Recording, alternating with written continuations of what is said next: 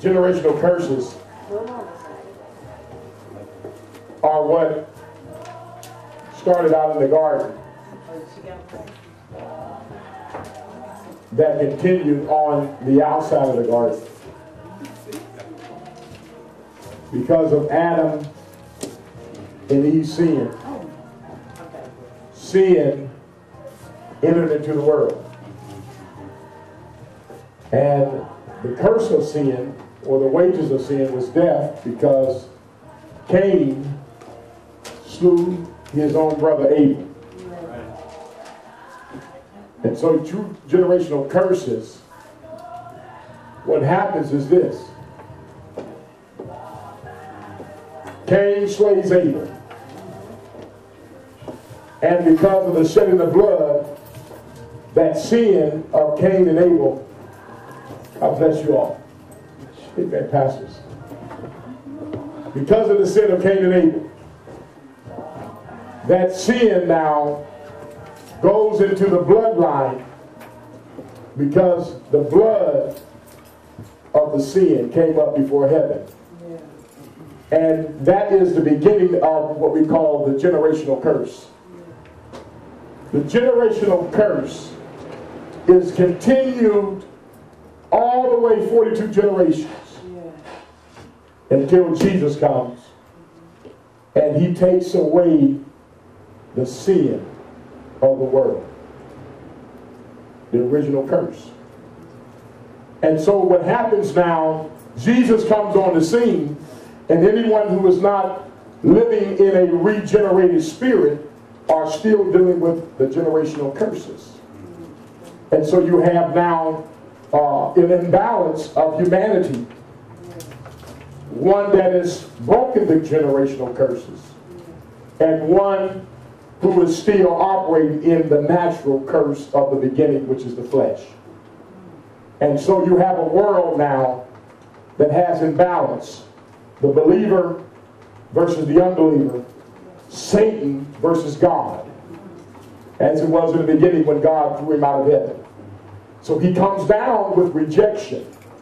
The first thing that you got to be reminded, that when he was rejected, he brought rejection into the garden. And he rejected Adam and Eve from their place of dominion. And so he transferred the spirit of rejection. Rejection is a transferring spirit.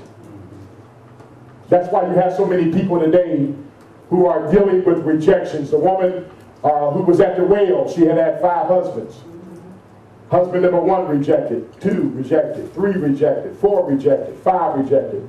And remember this, she comes to Jacob's well without true identity. She comes to Jacob's well without true identity. Jesus has to tell her that there's some living water in her, that she don't have to thirst again. You see, living water is in all of us. Women, you know that because you're carrying a womb, and you know that water is in your womb. That's why the baby, when it first comes out, the water breaks.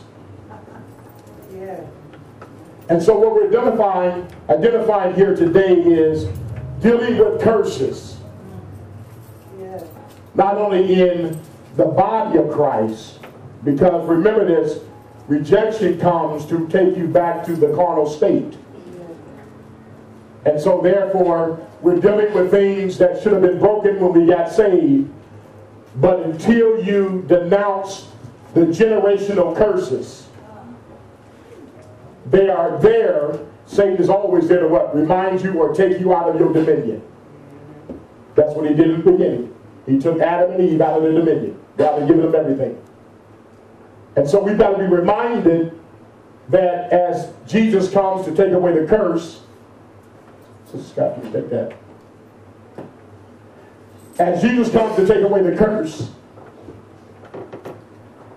we have to remind ourselves that there's still an imbalance, and you got Satan still warring against the spirit man. And the spirit man has already been given victory, but remember that Satan does not want to walk as one who has been defeated. He's always using a body. Remember that. Not only was he thrown out, but 1/3 of the angels with him. So he has demonic angels as well, demonic entities, who are trying to, again, keep you in that generational reminder. And so what you heard from Sister Uretta, not only was it her mother that put a curse on her because of rejection from her father and her mother. 5 years old, she's being abused. And so the root that was in her mother, bitterness, rejection, it was being developed even in the womb.